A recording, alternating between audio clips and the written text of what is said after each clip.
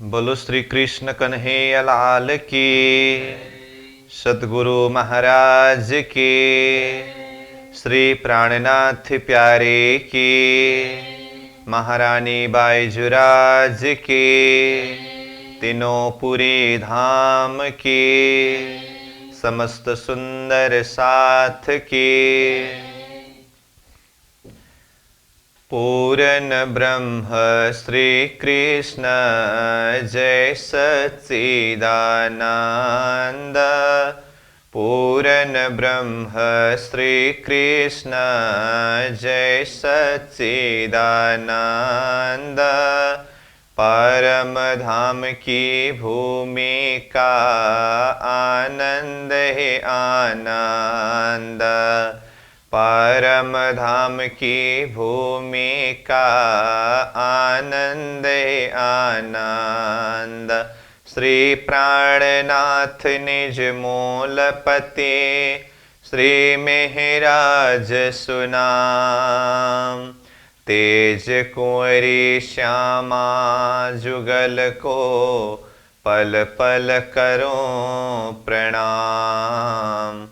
तेज कुंवरी श्यामा जुगल को, पल पल करो प्रणाम प्रणाम।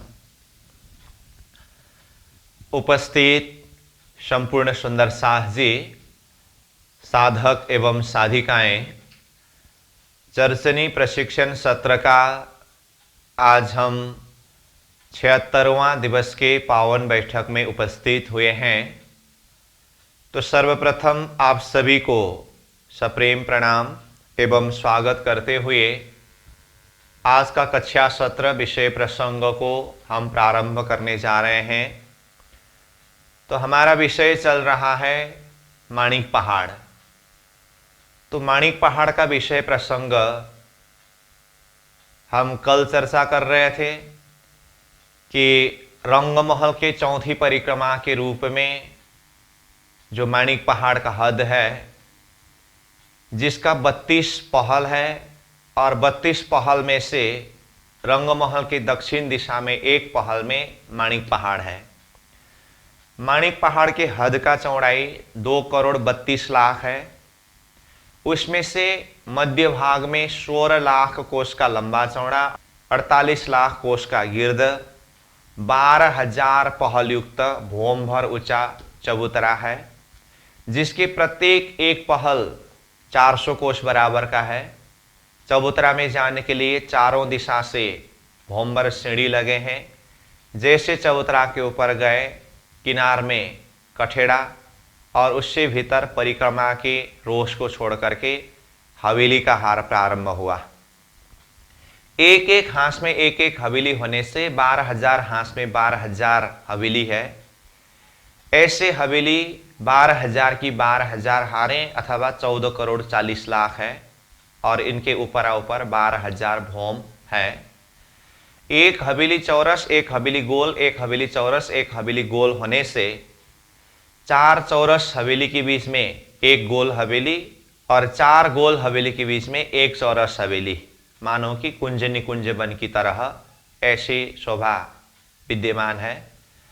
हवेलियों के हार पूरा होने के पश्चात भीतर 3 सीढ़ी नीचे सड़क, फिर 3 सीढ़ी नीचे बगीचा, फिर 3 सीढ़ी ऊपर सड़क, फिर यहाँ से भौमभर ऊंचा चबूतरा, उसमें भी 12,000 पहल और जिसमें 12,000 ही गुर्ज है।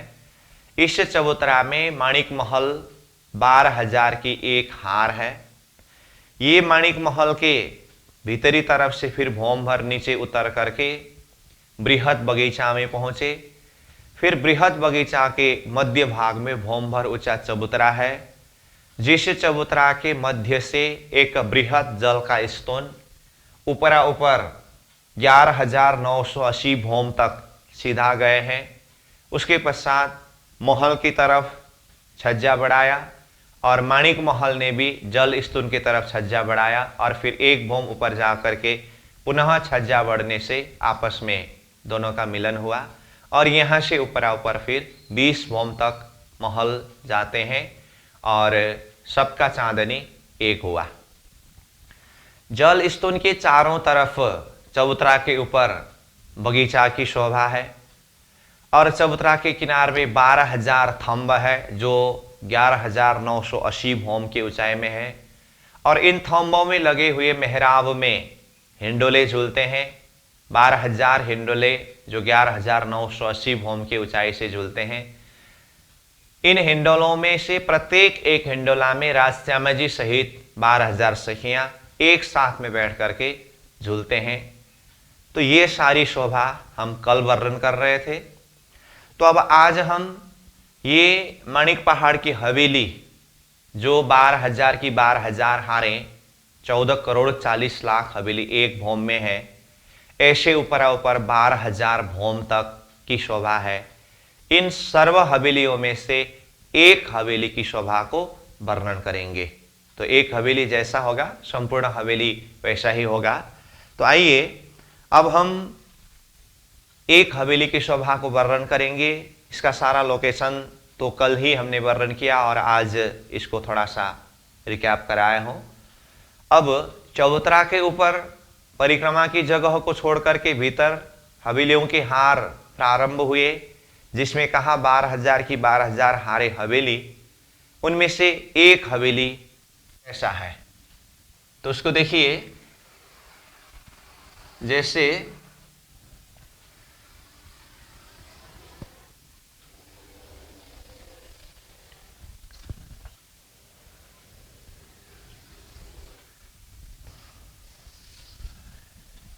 तो ये है माणिक पहाड़ का एक हवेली। ठीक है। अब हवेली कहते ही ये बहुत विशाल है। इससे पहले भी ऐसे हवेली शब्द से हमने वर्णन किया, जैसे रंगो महल के अंदर भी चौरस हवेली, गोल हवेली करके आया, उसके अंदर मंदिर है ऐसे। तो ऐसे ही माणिक पहाड़ के एक हवेली है। तो एक हवेली के अंदर प्रवेश करने के लिए चारों दिशा से बृहद दरवाजा है। ऐसी शोभा तो अन्य हवेलियों में भी हम वर्णन करके आए हैं, वही बात है इसमें भी। तो ये हवेली के चारों दिशा के बृहद दरवाजा हुआ। अब ये दरवाजा से जैसे हम अंदर प्रवेश करेंगे तो इसके चारों तरफ महल आए हैं। इसको क्या कहा? इसको कहा हवेली। ठीक है, ये एक हवेली है। एक हवेली के एक दिशा के दरवाजा से जैसे अंदर प्रवेश किए तो दरवाजा से दाएं बाएं दोनों तरफ 1500 महल है। तो एक तरफ 1500 महल, दूसरी तरफ 1500 महल, तो पूरा एक दिशा में कितने महल हुए? 1500 3000 महल हुए। तो ये एक दिशा में 3000 महल हुए, तो चारों तरफ वैसे ही शोभा है, इसलिए 3000 गुना 4 दिशा, तो चारों तरफ के मिलाते समय 12,000 महल हुए। ठीक है। अब इसको यहां हम थोड़ा सा नक्शा के द्वारा देखें तो जैसे कि कहा, यहां से देखेंगे तो ये महल भी अलग अलग हिसाब से आते हैं। ऐसे ये महल हुआ, ये महल, ये महल, ये महल, ये महल, ये महल। इस तरह से देखें तो एक दिशा में कितने महल कहा? 3000 महल। तो ऐसे ही इधर ऐसे महल।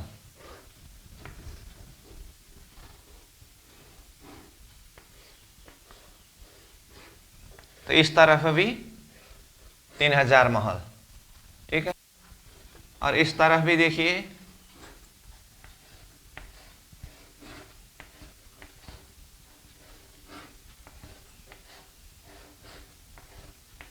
इस तरफ भी 3000 महल, फिर इस तरफ भी देखिए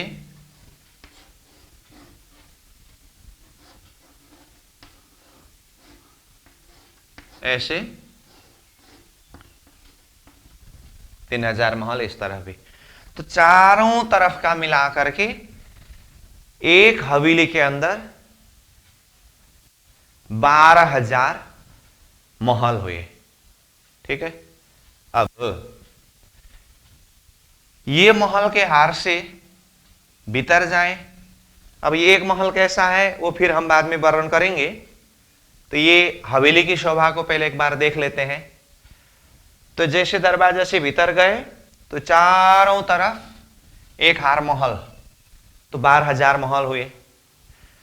अब यहां से जैसे हम भीतर जाएं तो यहां भीतर बगीचा है और फिर इसके मध्य भाग में चबूतरा है,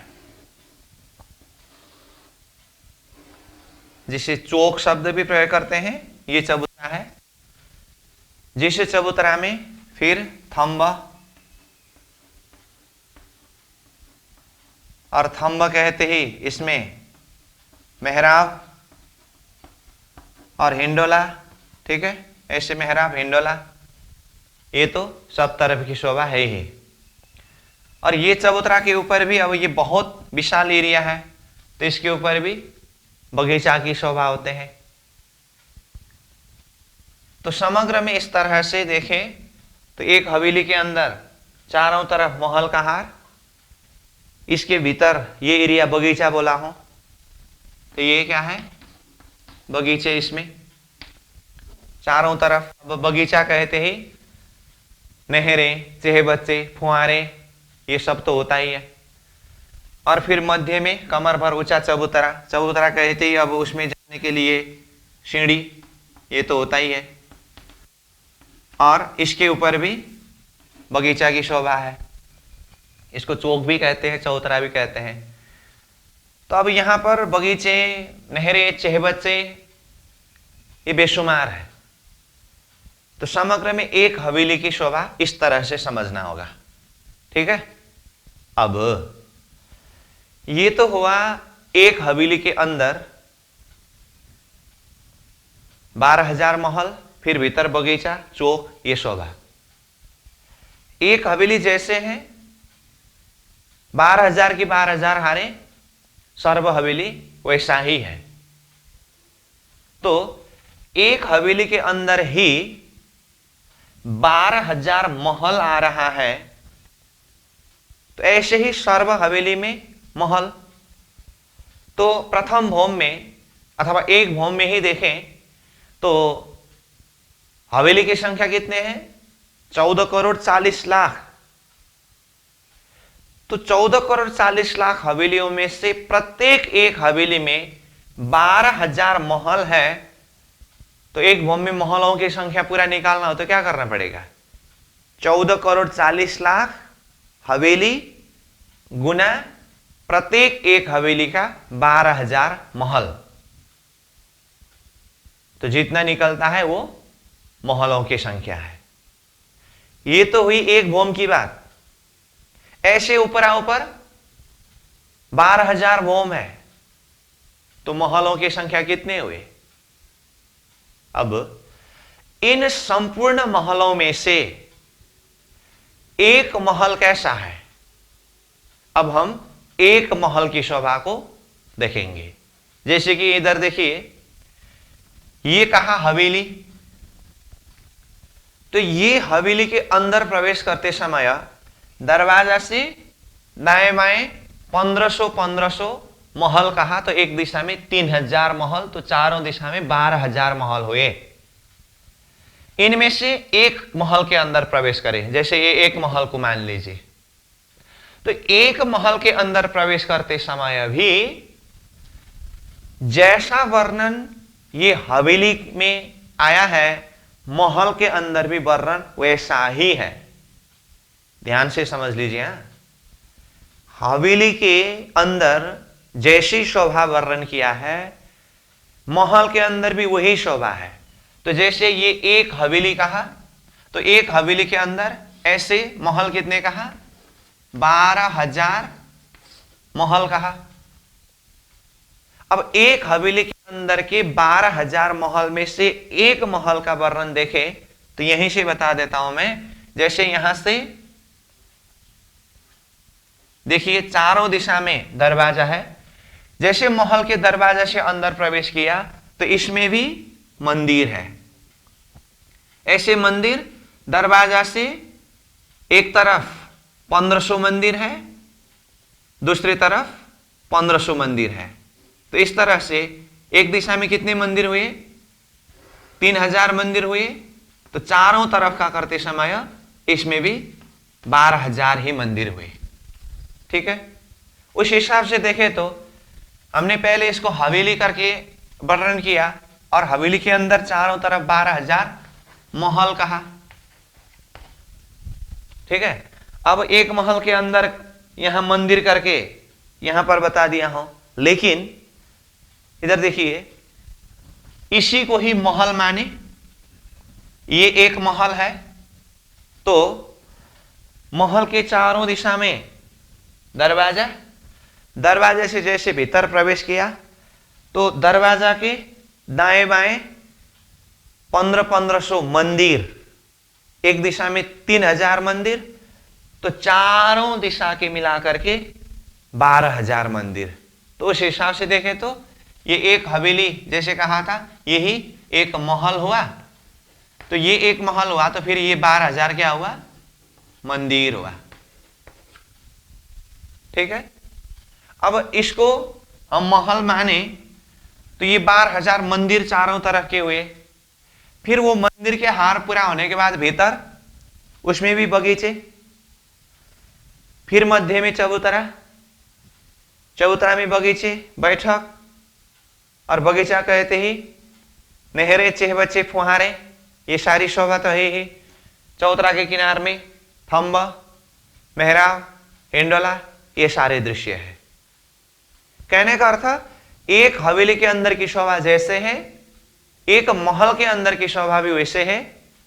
जिस तरह से एक हवेली के अंदर 12,000 महल है, ऐसे ही एक महल के अंदर 12,000 मंदिर है। तो अब देखिए एक हवेली के अंदर 12,000 महल,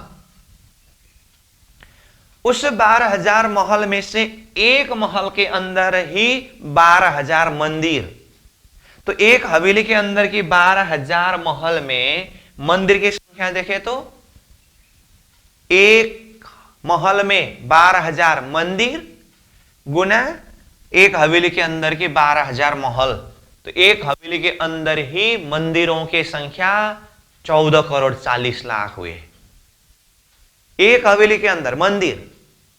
ऐसे हवेली प्रथम भोम में कितने हैं? 14 करोड़ 40 लाख। तो एक भोम में ही मंदिरों की संख्या निकालना हो तो 14 करोड़ 40 लाख गुना 14 crore 40 lakh is equal to एक भोम का संपूर्ण मंदिर की संख्या। इस तरह से निकलता है। ठीक है, तो ये हुआ महल के अंदर मंदिर, और मंदिर से भी भीतर ये बगीचा, चबूतरा, चौक, ये सारी बात बताया। शब्द के द्वारा दिल दिमाग में नक्शा खड़ा करते जाइए ना। अब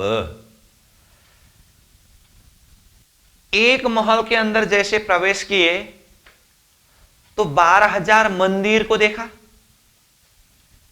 तो इसी को महल कहा करके ये चारों तरफ के मंदिर बताया। अब एक महल के अंदर के 12,000 मंदिरों में से एक मंदिर के अंदर की शोभा कैसे है, तो उसको देखें तो यही शोभा है। मतलब एक महल के अंदर जिस तरह से 12,000 मंदिर है, अब एक मंदिर, अब थोड़ी देर के लिए फिर यही बात है, इसको महल मान करके ये चारों तरफ जो घूम करके आया है इसको मंदिर मानेंगे, तो अब उसमें से ये एक मंदिर हुआ। एक मंदिर के अंदर प्रवेश करने के लिए चारों दिशा से ये दरवाजा, दरवाजा से जैसे अंदर प्रवेश करे तो दरवाजा के दाएं बाएं 1500 1500, तो पूरा एक दिशा में 3000 कोठरी। तो चारों तरफ देखें तो मंदिर के ये चारों तरफ में कुल कोठरी की संख्या 12,000 ही हुए। ठीक है, तो क्या कहा शब्द? कोठरी।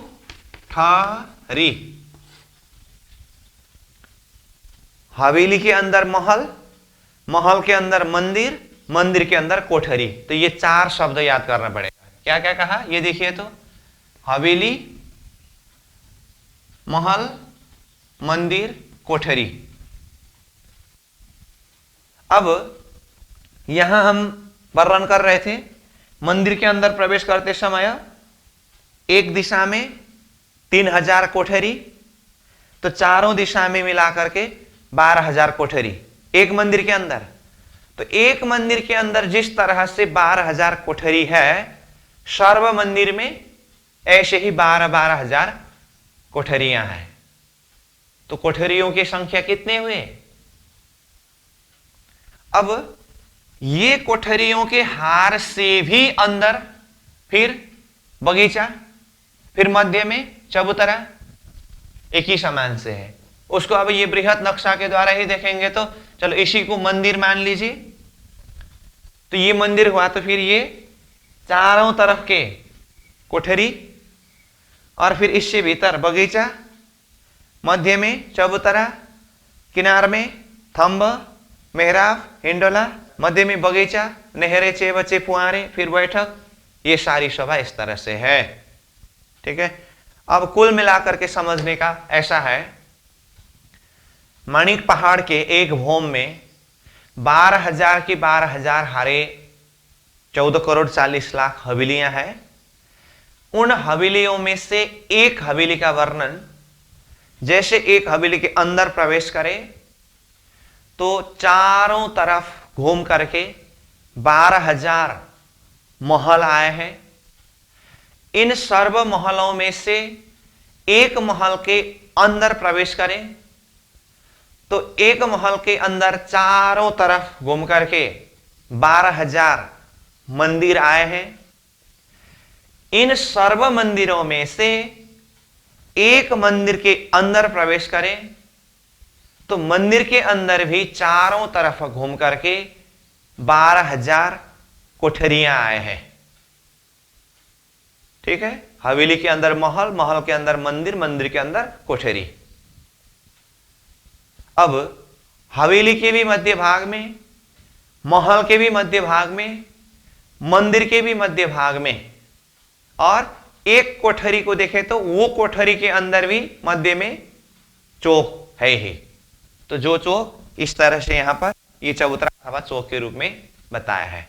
तो ये है एक हवेली के अंदर की शोभा।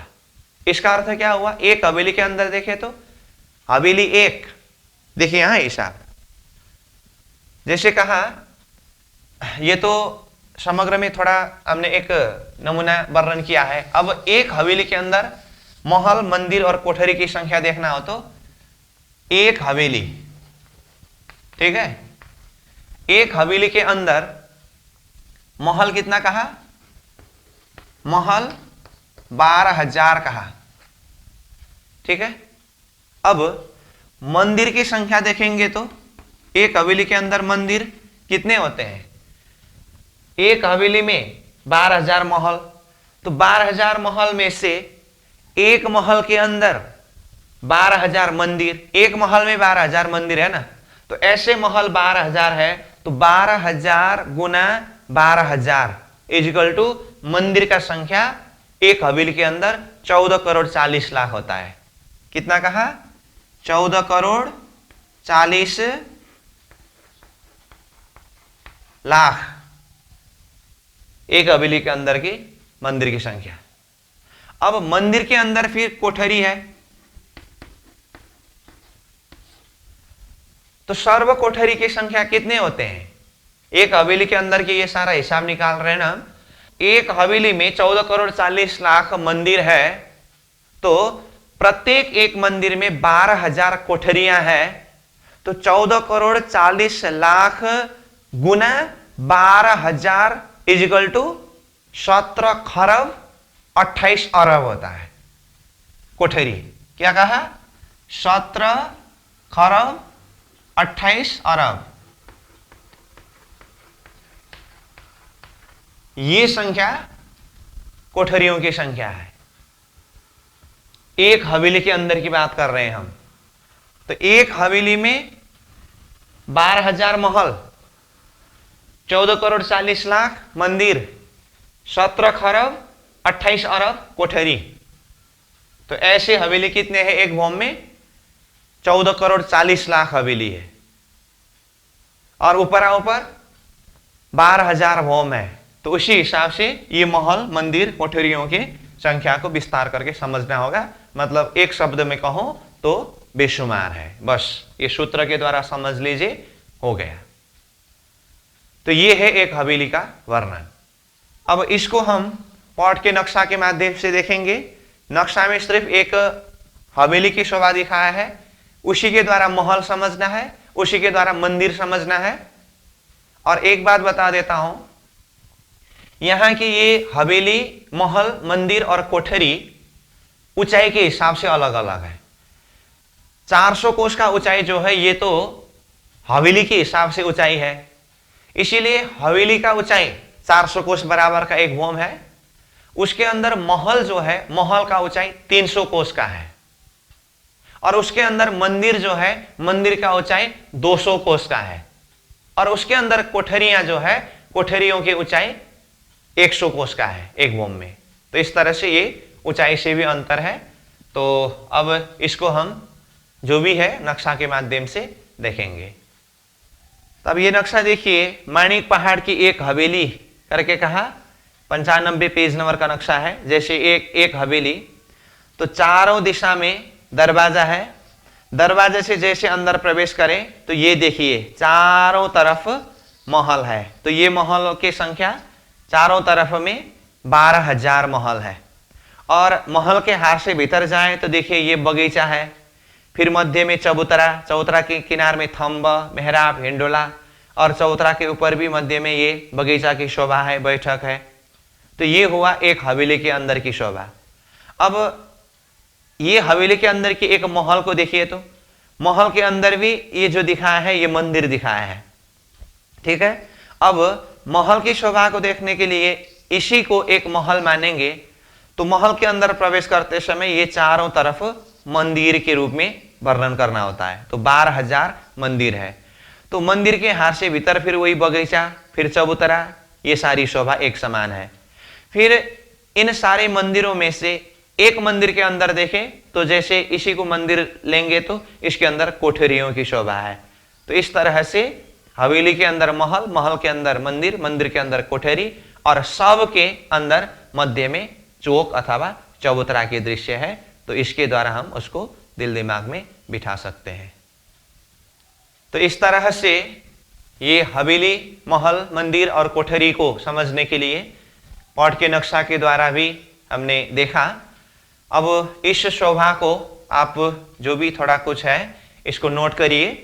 इसके पश्चात हमें इसी के अंदर एक वर्णन प्रसंग को देखना है कि वृत्ति में एक सेंटेंस आता है, ये एक हवेली के एक तरफ के दरवाजा से दूसरी तरफ के दरवाजा में निकलते समय बीच में 15 चौक आते हैं करके वो 15 चौक का वर्णन आता है। तो उसको भी समझना है हमें। तो उसको वर्णन करने से पहले ये थोड़ा सा नक्शा और ये थोड़ा हिसाब, जो भी प्रक्रिया बताया हूं और मैंने शब्द के द्वारा जिस हिसाब से बताया हूं, आपको जो भी नोट करना है नोट करिए। उसके बाद फिर ये एक हवेली के एक दरवाजा से दूसरे दरवाजे तक निकलते समय 15 चौक किस तरह से उसका वर्णन करते हैं।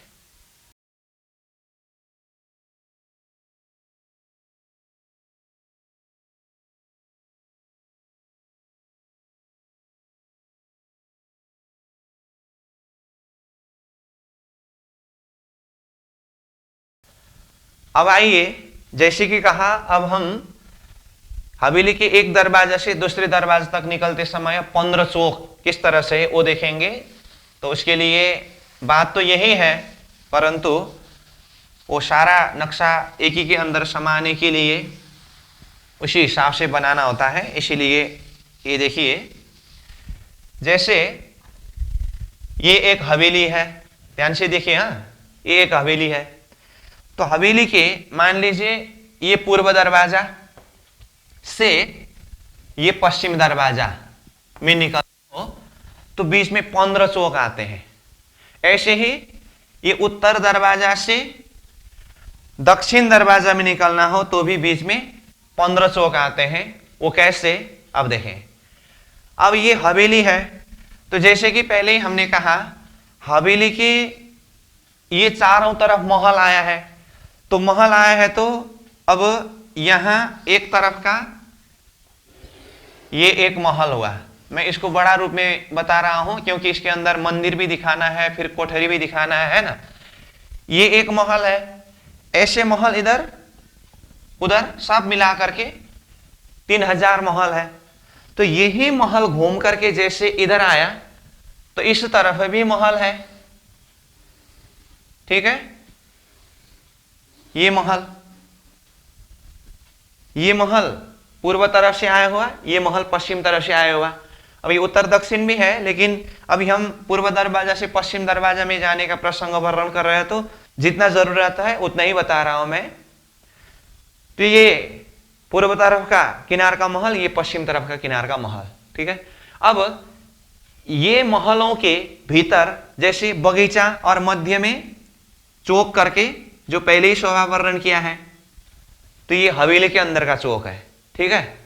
अब इसमें से एक महल के अंदर प्रवेश करें तो एक महल के अंदर भी फिर मंदिर का आहार है, तो चारों तरफ का मिलाकर के 12,000 मंदिर है। तो 12,000 मंदिर में से ये एक तरफ का एक मंदिर हुआ, ठीक है। तो ऐसे घूमते हुए फिर ये इस तरफ किनार का एक मंदिर हुआ, और ये मंदिर के हार से मध्य में ये महल का चौक है, ठीक है। इस तरफ जैसा है इस तरफ भी वैसा ही है, इसीलिए ये महल के अंदर के मंदिर में ये एक तरफ का मंदिर हुआ और ये दूसरी तरफ का आया हुआ मंदिर हुआ। तो इसके भी बीच में ये चौक है, तो ये महल का चौक है, चौक अथवा चबूतरा है, ठीक है। अब एक मंदिर के अंदर प्रवेश करें तो एक मंदिर के अंदर भी चारों तरफ घूम करके कोठरियां आए हैं। तो कोठरी आते समय जैसे एक दिशा में 3000 कोठरी है, तो उसमें से ये एक कोठरी समझ लीजिए, ठीक है। और इस तरफ से घूमते आया हुआ ये एक कोठरी है, और इसके मध्य भाग में ये जो चौक है ये मंदिर का मध्य का चौक है। तो एक मंदिर में जैसा है वैसा ही अब ये देखिए, इसमें भी इधर के तरफ का कोठरी और इसमें ये पश्चिम तरफ का ये कोठरी और मध्य में ये मंदिर का चौक, और इसमें भी ये कोठरी और इस तरफ का कोठरी और मध्य में चौक, फिर इसमें भी इस तरफ का कोठरी, फिर इस तरफ का कोठरी, मध्य में चौक। तो ये सब आया। अब फिर इन सारे कोठरियों में से एक कोठरी के अंदर देखें तो एक कोठरी के अंदर भी मध्य में चौक है कि नहीं, चौक अथवा चबूतरा, इसमें भी है, तो इसमें भी है। अब ये कोठरी में भी है, ये कोठरी में भी है, ये कोठरी में भी है, ये कोठरी में भी है, फिर ये कोठरी में भी है, ये कोठरी में भी है, ये सारी शोभा है। अब हवेली की पूर्व दरवाजा से पश्चिम दरवाजा तक निकलते समय बीच में 15 चौक की बात थी ना। तो पहले तो हम सब चौक को देखेंगे। तो ये हुआ हवेली का चौक, ये और ये महल का चौक, और ये मंदिर ये मंदिर ये मंदिर ये मंदिर है, तो ये मंदिर का चौक, मंदिर का चौक, मंदिर का चौक, मंदिर का चौक। फिर कोठरी, ये कोठरी ये कोठरी, ये मंदिर का ये कोठरी ये कोठरी, ये मंदिर का ये कोठरी ये कोठरी, ये मंदिर का ये कोठरी ये कोठरी। तो कोठरी का चौक 1 2 3 4 5, 6, 7, 8 हुआ।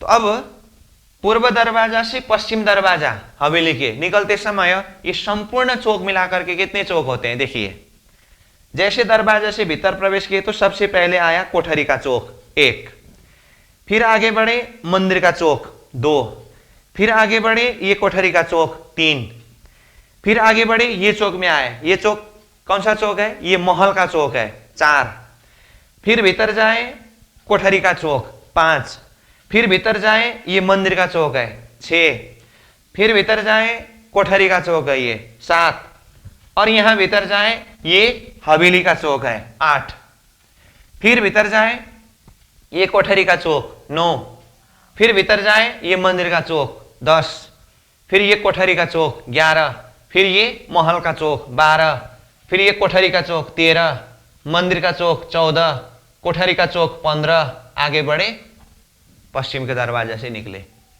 तो इस तरह से एक दरवाजा से दूसरे दरवाजा तक निकलते समय बीच में 15 चौक अथवा चबूतरा आते हैं।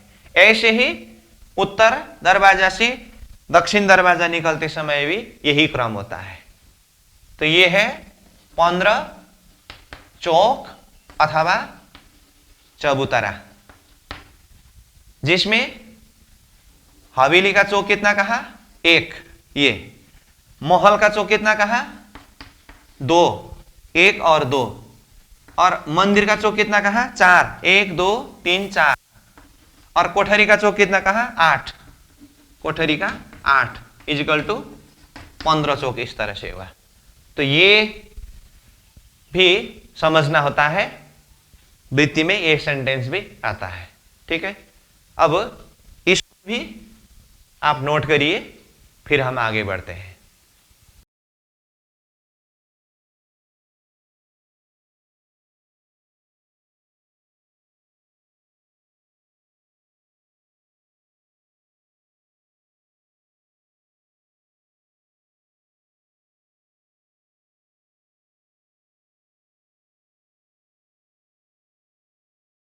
अब देखिए, आज हमने एक हवेली के शोभा, जिसके अंदर महल, मंदिर, कोठरी किस क्रम से है ये देखा। फिर अभी ये एक हवेली के पूर्व दरवाजा से पश्चिम दरवाजा अथवा उत्तर दरवाजा से दक्षिण दरवाजा तक निकलते समय ये 15 चौक अथवा चबूतरा का जो क्रम, ये भी देखा। तो समग्र में अब कल और आज जितने भी हमने वर्णन किया, चबूतरा के ऊपर हवेली, 12,000 की 12,000 हारें, 12,000 भौम तक, उनमें से एक हवेली का वर्णन हमने आज किया।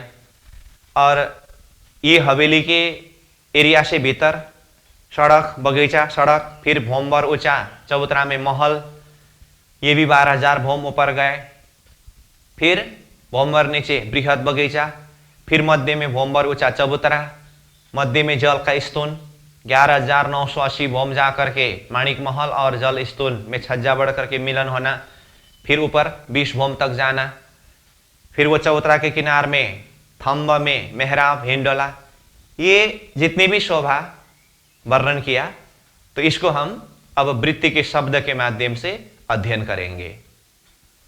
अब वृत्ति में देखिए, पेज नंबर 176 से माणिक पहाड़ का प्रसंग शुरू हुआ है, और पार्ट में ये पेज नंबर 94 में है। अब प्रारंभ होता है वृत्ति में, अब माणिक पहाड़ की ओर नजर कीजिए करके। तब यहां माणिक पहाड़ का वर्णन करने से पहले ही यहां देखिए माणिक पहाड़ शब्द आया, तो यहां स्टार मार्क के द्वारा नीचे एक भाव के ऊपर व्याख्या किया है, तो पहले उसी को हम देखें।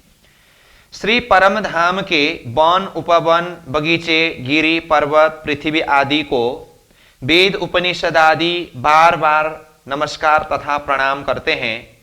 उक्त बातों का साक्षात प्रमाण पुखराज पर्वत के मजल में वेदों से उद्धृत करके रखा गया है। तो ये भाव बताया। अब ऊपर माणिक पहाड़ का वर्णन प्रारंभ होता है। तो देखिए, माणिक पहाड़ श्री रंगमहल की दक्षिण दिशा में 1,26,00,000 योजन की दूरी पर स्थित है। अब ये हिसाब कैसे समझे? तो रंगमहल से दक्षिण दिशा में 1,26,00,000 कहा, तो ये हिसाब है जैसे रंगमहल के मध्य से जबीरू की नहर तक 13.5 लाख, जबीरू की नहर का चौड़ाई 4.5 लाख जोड़ने से माणिक पहाड़ के हद तक आते समय रंगमहल के मध्य से 18 लाख कोस का हिसाब हुआ। अब 18 लाख कोस के हिसाब से माणिक पहाड़ के हद तक पहुंचे, तो इसमें देखिए अब माणिक पहाड़ का हद का ये पूरा चौड़ाई कितना बताया है? 2,32,00,000 बताया है। ठीक है, माणिक पहाड़ का हद का पूरा चौड़ाई, उसमें से ये माणिक पहाड़ मध्य में 16 लाख कोस का लंबा चौड़ा चबूतरा के ऊपर हुआ। तो माणिक पहाड़ कहने से तो ये चबूतरा के ऊपर की शोभा का वर्णन है ना, इसीलिए जबीरू की नहर तक आते समय 18 लाख कोस हुआ था। अब जबीरू की नहर के बाहरी किनार अथवा माणिक पहाड़ के भीतरी किनार से ये चबूतरा तक में कितनी दूरी है, जो हमने कल ही हिसाब किया? 1,08,00,000 कोस। कैसे? ये माणिक पहाड़ का हद 2,32,00,000 में से मध्य में 16 लाख का लंबा चौड़ा चबूतरा हुआ, तो बाकी रहा 2,16,00,000 कोस। उसको 2 भाग करते समय एक तरफ हुआ 1,08,00,000, ये हिसाब हुआ। तो ये 18 लाख और 1,08,00,000 जोड़ने से कितना होता है? ये 1,26,00,000 योजन की दूरी करके कहा ना, तो योजन मतलब कोस के हिसाब से वर्णन हुआ है, वो ये हिसाब है। ठीक है, माणिक पहाड़ का चबूतरा जमीन से भौम भर ऊंचा है, जिसकी लंबाई चौड़ाई 16 लाख कोस इन ब्रैकेट योजन तथा गिर्द 48 लाख योजन है। अतः भौम भर ऊंचे चबूतरे की किनार पर फिरता कठेड़ा है। उस चबूतरे की 12,000 हांस है, जिसमें से एक हांस 400-400 कोस की है। अब ये 400-400 कोस की करके यहां एक चिन्ह दिया और नीचे इस विषय में कुछ खुलासा किया है, देखिए। पुनः श्री परमधाम 25 पक्षे के अंतर्गत पुखराज पर्वत, माणिक गिरी आदि के महाविशाल विस्तार और ऊंचाई का वर्णन सुनकर संकुचित दिल और न्यून दिमाग घबराने लगता है। उसमें भी 400-400 कोस की ऊंची एक एक भूमिका तल्ला का वर्णन सुनकर हमारे तारतम संबंधी भक्तजन तथा सुंदर साथ में से भी कितने जन चोटी पकड़ने लगते हैं, तो कितने नाक सिकोड़ने लगते हैं। उन्हें मैं निम्न उद्धृत उपनिषद आदि के वचनों को देखकर अपने संशय का परिहार करने का आग्रह करता हूं। यथा क्रीडासक्तः बालकः करतलामलक वृंदवन्महाविष्णुः करतले विलसन्त्य कोटि ब्रह्मांडानि नारायण क्रीड़ा कंदुकम। अर्थ, जिस प्रकार छोटे छोटे बच्चे अपने हथेली में गेंद लेकर रमते खेलते हैं, उसी प्रकार नारायण जी की हथेली में भी ऐसे ऐसे कई 14 लोक अष्टावरण सहित कई ब्रह्मांड आंवले के फल के सदृश संग्रहित है। अतः सिर्फ इतना ही नहीं, प्रत्युक्त महाविष्णु रेकई करोम कुपांतरे स्वनंत कोटि ब्रह्मांडानि सावरणानि भ्रमंतीति। अर्थ, महाविष्णु आदि नारायण के एक एक रोमकूप छिद्रों में ऐसे ऐसे अनंत कोटि अष्टावरण सहित कई ब्रह्मांड भ्रमण करते हैं।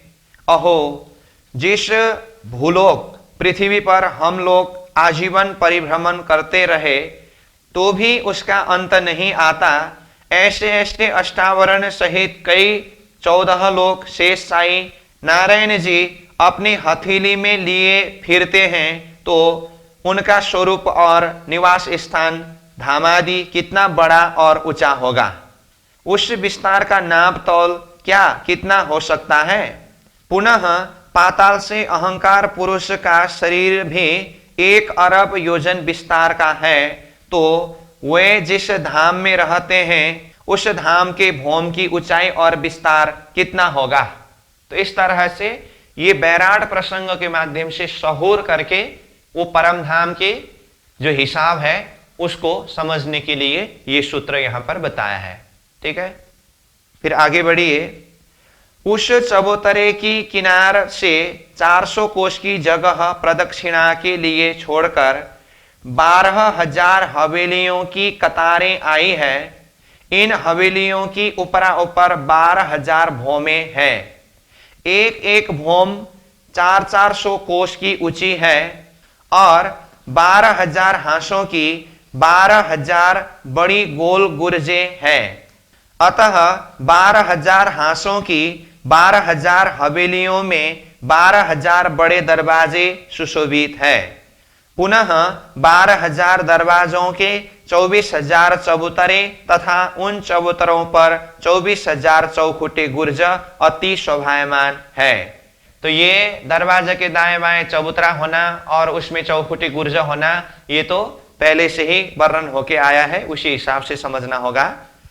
और भीतरी तरफ 12,000 हवेलियों की 12,000 सुमनोहर पंक्तियां जगमगाती है।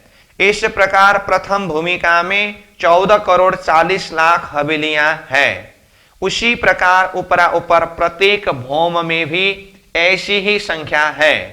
हवेलियों की बनक एक चौरस एक गोल, एक चौरस एक गोल, इस प्रकार की दृष्टिगोचर होती है। इस प्रकार यहाँ 6,000 गोल तथा 6,000 चौरस हवेलियां होने से यह स्थान 4 चौरस हवेली के बीच एक गोल हवेली तथा 4 गोल हवेली के बीच एक चौरस हवेली कुंज निकुंज के जैसे ऐसी शोभा से सुशोभित एवं देदीप्यमान है। अब इन हवेलियों के अंदर की रचना देखिए। तो अब आज जो हमने हवेलियों के अंदर का वर्णन किया वो वर्णन आ रहा है। एक एक हवेली के अंदर 12,000 महल हैं। उन 12,000 महलों में से प्रत्येक महल के अंदर 12,000 मंदिर है। अब महल शब्द के द्वारा अब नीचे चौपाई बताया। पहाड़ माणिक महल कई, यो पहाड़ महल अनेक, सब अपार अलेख इन जिमी, कहाँ लो कहूं विवेक। माणिक पहाड़ पर अनेक प्रासाद जगमग जगमग रूपेण अत्यधिक शोभायमान है। ये प्रासाद भी एक पर्वत का सा रूप धारण करते हैं। इस दिव्य भूमि पर इन असंख्य प्रासादों की अपार अकथनीय शोभा युक्त सुंदरता का वर्णन कैसे कहां तक किया जाए। फिर ऊपर से देखिए, जैसे हवेली के अंदर महल, महल के अंदर मंदिर कहा। उन प्रत्येक मंदिरों के अंदर 12,000 कोठरियां हैं। इन सर्व कोठरियों के बीच में कमर भर ऊंचे चबूतरे हैं। उन चबूतरों की किनार पर 12,000 थंब घेर कर शोभायमान है। उन थंबों की मेहराबों में 12,000 हिंडोले लगे हैं। उसी प्रकार सर्व हवेलियों और महलों के बीच बीच में कमर भर ऊंचे चबूतरे हैं और चबूतरों के चारों तरफ फिरते मनमोहक बगीचे यहाँ की शोभा बढ़ा रहे हैं। इन प्रत्येक चबूतरों की किनार पर 12,000 थंब और उन प्रत्येक थंबों में हिंडोले लगे हुए हैं तथा प्रत्येक बगीचों में नहरें, चेहबच्चे तथा फुहारे छूटते हैं। इसके अतिरिक्त यह भूमिका बेशुमार शोभा सुंदरता से परिपूर्ण है। जैसा वर्णन एक हवेली का हो आया है उसी प्रकार का वर्णन सर्व हवेलियों का भी समझना चाहिए और जैसा वर्णन एक भूमिका का है उसी प्रकार का वर्णन प्रत्येक भूमिका का भी समझना चाहिए।